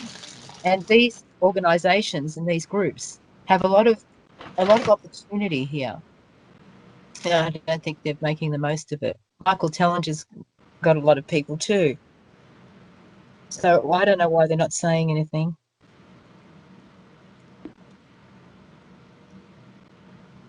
One thing I think will happen is as people don't have enough money to act, enough of the king's money to, I say the king, I don't know. Maybe Yeah, that's King George still owns the United States or something. mm. And but as it gets more difficult, where we can't do a damn thing, then we start to just do things for one another. I've got a friend. He just does things for me. I do things for him, and we've long since decided to not use dollars for that kind of stuff. And another person I used certificate paper with was, I do healing work with the tuning forks, and I healed this guy, and at a restaurant in Mexico on the beach, and I said, no, I don't want you to pay me anything. I mean, I don't want your pesos. And then I said, here, just sign this, and I wrote up something for him that said, here, here's this. I received this amount of value. This is kind of what happened to me and how I was made better from it. And this guy helped me, and here's the value. And he certified it. And I think that's money. I think that's the future of money. And then ascribe. The best thing to do is to ascribe it as, it could be like I was going to make a blockchain called remedy.health, and then every time somebody would get one of these certificates put together, well, that would be the basis for issuing a little more of the tokens.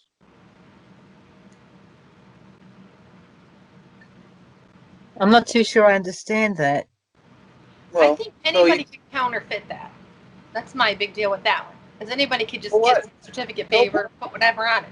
So what if somebody counterfeits it? Yeah, it doesn't matter. We all have infinite value. We all have the ability to issue money. That's the thing. We just want to try to issue something that's a little bit better than the system we're in. I think counterfeiting. They can be forgiven. We can create money for the damage that they did to us. So you're going to create drug addicts so we can forgive them, so we can give them some revenue. hey, I know a company that's making like a CBD oil patch that doesn't have any CBD in it. It's all like frequencies.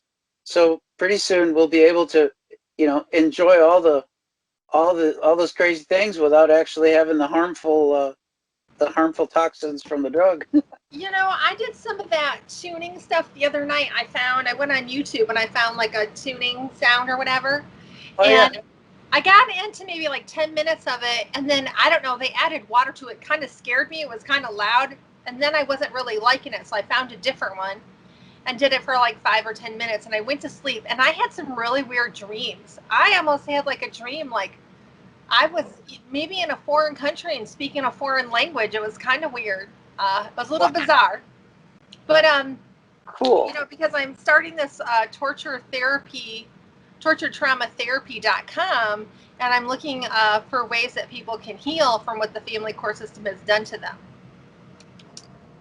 Do you think this would help? So I don't know. There's different things. There's the different therapies that I'm looking into, and then what I've decided I'm going to do now is I'm going to make a page for each one of those therapies, and then I'm looking for therapists who are willing to advertise with me to have their information on that. So I kind of give people like a general information about it, and then there would be therapists on there that they could contact. I would like to have like maybe things they could do to kind of experiment to see if they think it's going to help them, and then find a therapist that can help them. Yeah, that'd be good to keep a database. When I do this kind of therapy, I can record it, and then other people can play it back, and they get the therapy on them. It's pretty crazy. You can have a whole phone call of a bunch of people, and you can treat a whole bunch of people at the same time as if you're treating one person. Wow. It's remarkable what we're learning. Yeah. The I kind had a of holistic chiropractor when I was younger. yeah. So I tend to get very weird illnesses because I'm a very picky eater, and so I had this holistic chiropractor. So I started seeing him because when I was a teenager, I would go outside in the cold in Michigan, and I was getting these welts all over me, and I'd come inside and throw hot water on my face, and the welts would go away. I'd look like a 60-year-old woman.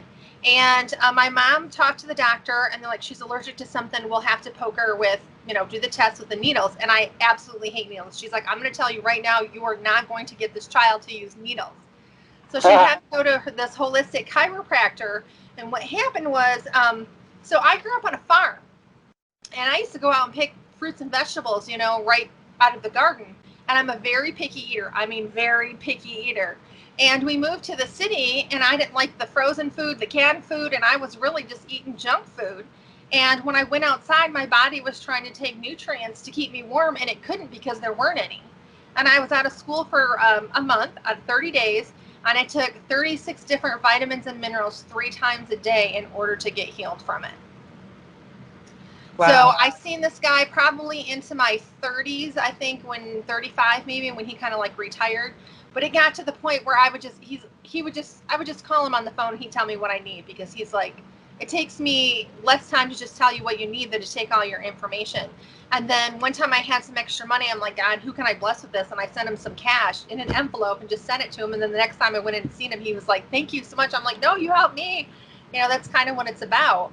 But yeah, he could do it right over the phone. I didn't have to be in his office. Wow.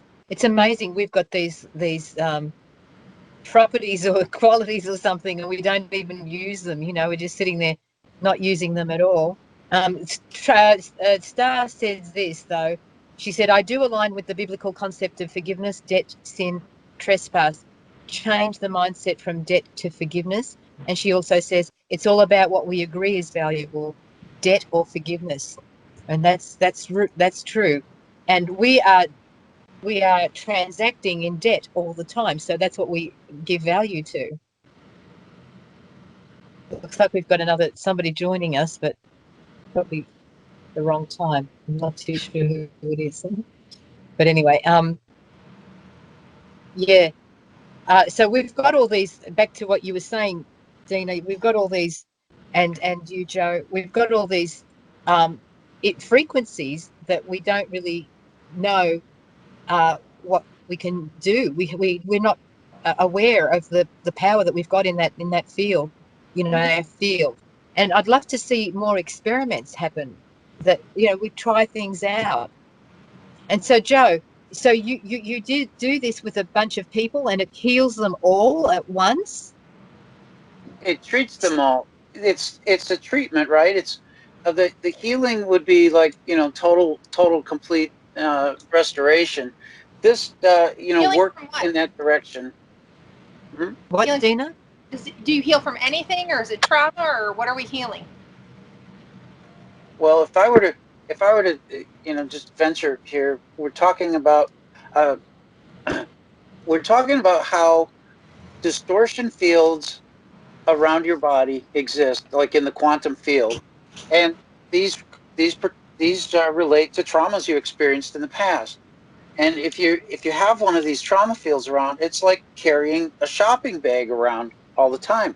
You get when you use the tuning fork, you clear it, and it's no longer there. It's no longer weighing you down. People actually tell me they feel lighter after this, Incredible. especially yeah, and then they have to watch their balance for a little bit because No, their you're bodies floating. physically something's different about it. Wow. And so about healing, and then these distortions in the quantum field around their body, in the biofield, they call it the biofield.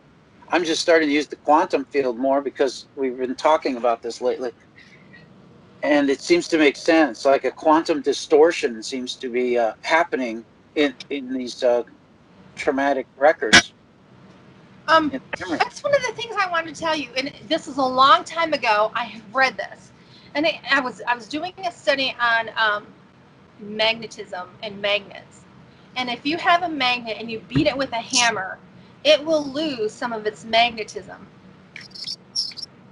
So that made me think of women of domestic violence. And when, as you know, we have this magnetic force around us, and as you know, they're being beat every time they get beat, their body is losing, you know, some of that magnetism in them, which I think is kind of interesting. And how do you get that magnetism back?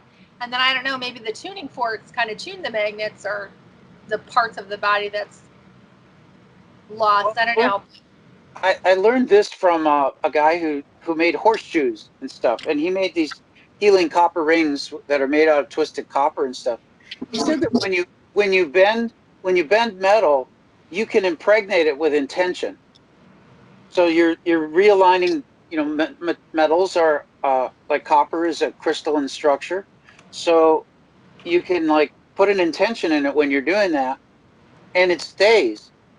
And maybe that's kind of what's happening with the emotional trauma of you know, the women that are getting the beating or something are malleable is the word that we use for the metal being moved, and you know, I guess our lives are somewhat malleable.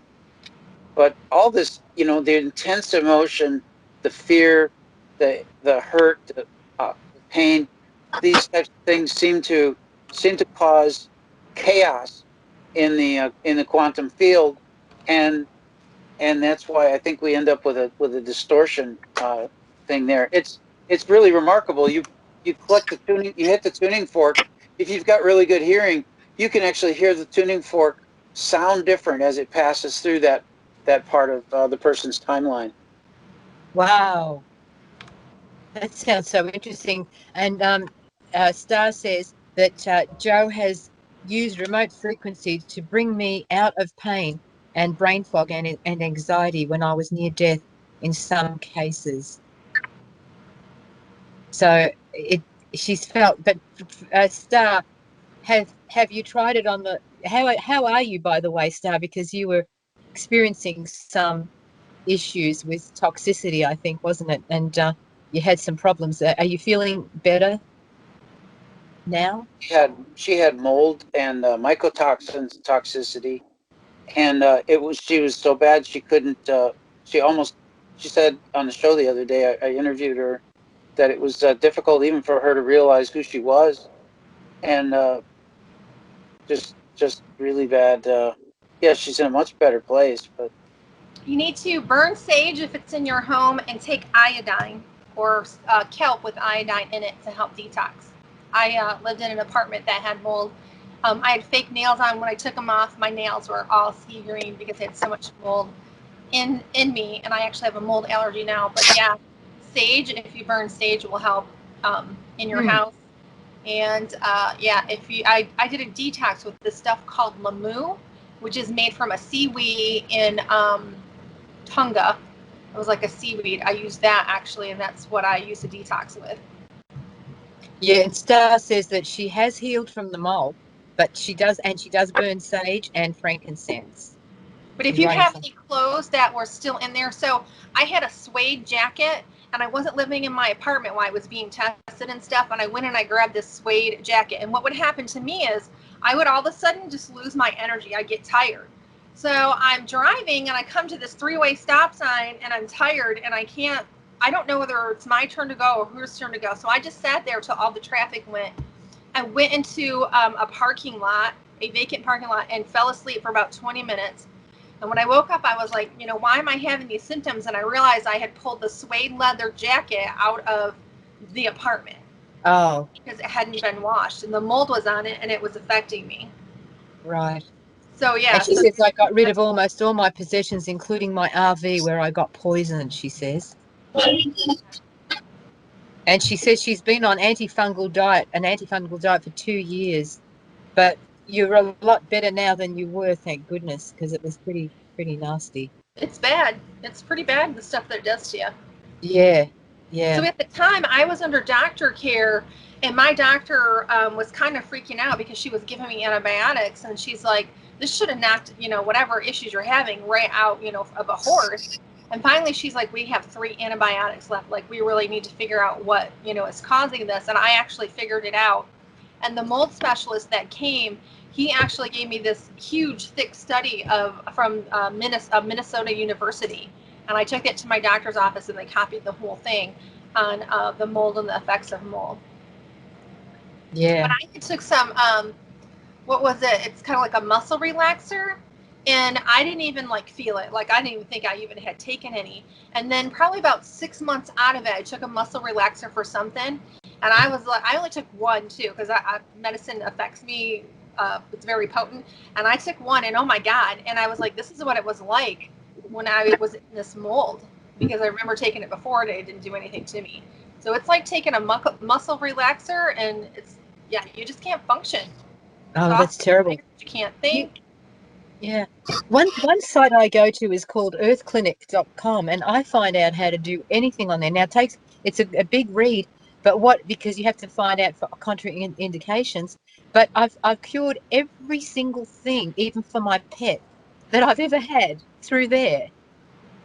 And Star says I told most of the mold story on Joe's show, so I'd like to go and see that, Joe. You'll have to. Did the tuning fork help with it, Joe? With the mold? I did treat her head from 3,000 miles away. I was in Acapulco, sorry, and she was in Northern California. I actually invented a new therapy for Star. With all the stuff I've been doing about remote energetics and so forth, and I also do ozone therapy. She said we did forks and ozone and other imagery. I invented a thing for her. I filled a Ziploc bag with ozone gas, and I would have Star. I would tell Star, I'm going to lay you down on the couch here. I'm imagining you're laying on the couch here, and I put the bag of ozone where her head was, and Yes. so that's a brand new kind of remote therapy. I did it on one of my listeners the other day during the show, and she sent me an email. She said she had some kind of a response. It's kind of unusual. Uh, it's interesting because number one, you don't have the ozone there, so it doesn't irritate your lungs at all. But number two, there's something about the energetics. There's a very high electric charge, and ozone is a very reactive gas, and fungus and mycotoxins and those types of things are would not do well in that kind of energy. So Well, I was gonna tell you, make sure you don't use ozone gas by somebody. I worked years ago. I was doing plastic injection molding, and they started this new project, and they had me run it. And so we would take this spray and we would spray it. It was supposed to be ozone, and we were supposed to spray it, and it kept dust particles from collecting and sticking to the part. So I guess if it's got like a positive charge, it would make it like a negative charge. And then they would put something over it. They would ship it, and they would get it, and they put something over it. I think it was like a car part or something. But it made me sick after one day of running this thing. I was having a hard time breathing. I actually called poison control. And poison control had never heard of it, didn't know what I was talking about. So yeah, just be a little careful with that. And I got like a metal taste in my mouth. what happens with the plastic is the ozone will make the plastic actually degrade. Depends on what kind of plastic it is or whatever. They have some that are ozone safe, but when they break down, yeah, there's some nasty toxins. So you have to be careful how you handle ozone, and even what kind of containers you put it in. Usually silicone works really well, and there's certain kinds of vinyl that work. I have a bag here that let's see, this is a bag that's made for ozone by Promo Life, and I can fill this up, and then I get and this is gonna sound weird, but oh well. And then I've got a bag, and they have usually a catheter in it, I don't know where they are right now. But anyway, that's one of the ways to get ozone into the body safely is through the rectum. Oh, really? Yeah, there's a portal vein in there, and it's very easy for the ozone to diffuse through the the rectum wall and the colon wall and into the portal vein. So you get a lot of oxygen and well, the energetics are interesting. It's something I learned. I asked a naturopath, "What would you do for somebody who just had a stroke?" He said the easiest thing is and the best probably is to do a rectal insufflation. They call it a rectal insufflation of ozone gas because it gets through the portal vein and then it gets into from that area. It's easy for it to get into the spinal column into Hmm. the spinal fluid, and then it works its way up to the brain, and the ozone helps to dissolve the clot. Wow. Really? Yeah. Huh. This might be a dumb question, but where do you get ozone from? You can't just go to the corner store and buy it, can you, or what? Well, you get a machine. It's best to use a pure source of oxygen, like a medical oxygen or oxygen tank from a welding place, and Hmm. then uh, and then you pass it through a machine that steps up the oxygen using a really a strong charge of electricity. Uh, um, it's a real high capacitance field, and it that lightning is usually what lightning is what usually Uses creates ozone. ozone. So sometimes when I do this as I just imagine these therapies and I can do things for people. So I'll like put my hands up, and I imagine this vast container of oxygen, and I use a hand and I strip away the nitrogen like that, and then Hmm. I squeeze it down and compress it 1,000 times, and I got this little container, and I imagine that lightning is bolting through it to step up the oxygen to ozone, and I'm familiar with with the ozone gas, so I kind of know about I sense the energetics, and then I just imagine the person's here, and I put it over them. That's incredible. But that just goes to show how we could have these abilities and we don't really use them. We've got to start using them. And that was blue.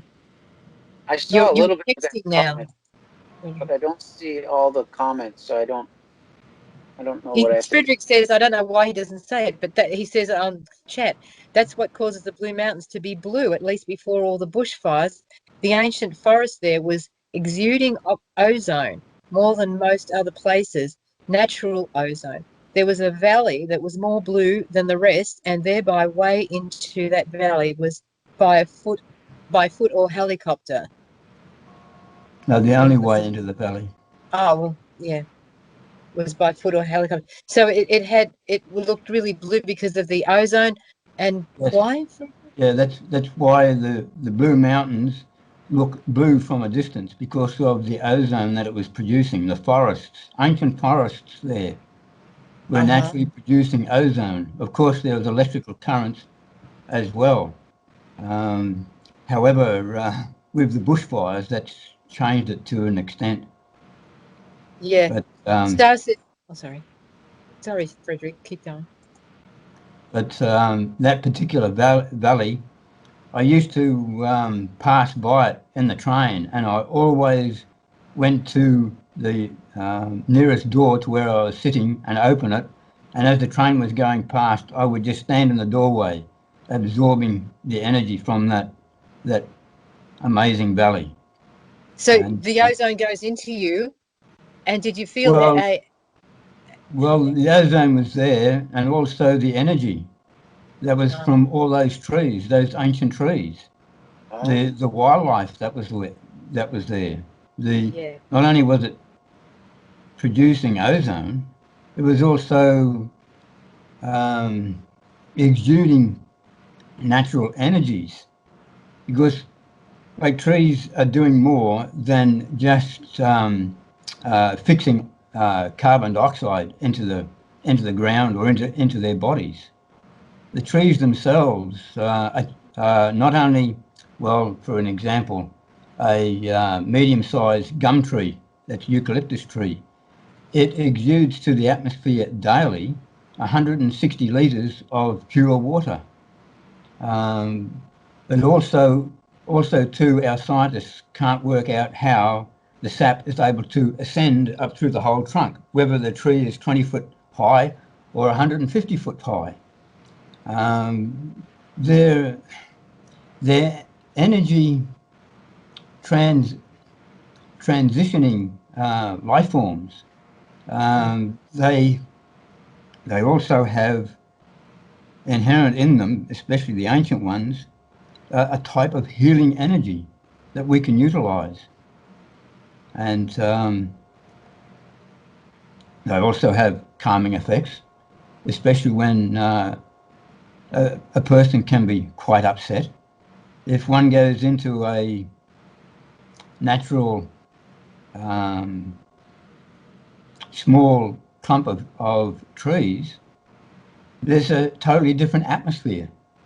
And here in the bay, along the foreshore, there was one area before they destroyed all the understory. It was 4 degrees cooler in the summer than anywhere else, and 4 to 5 degrees warmer in the winter because of the natural energies that was being exuded there. And so one of the people whom discovered so much of the subtle energies of the forests, the trees, was Victor Schauberger.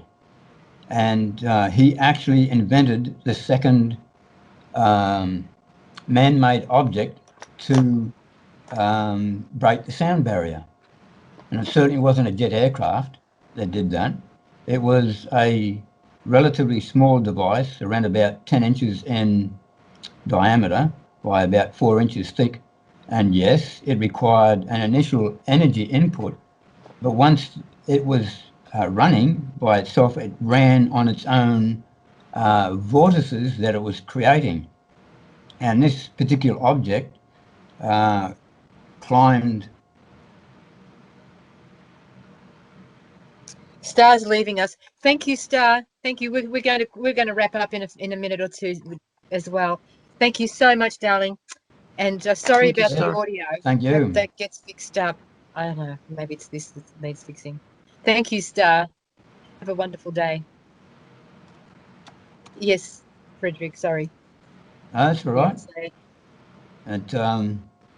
It rose 15 kilometres in 5 minutes and travelled at 2,000 kilometres an hour in level flight in 1948.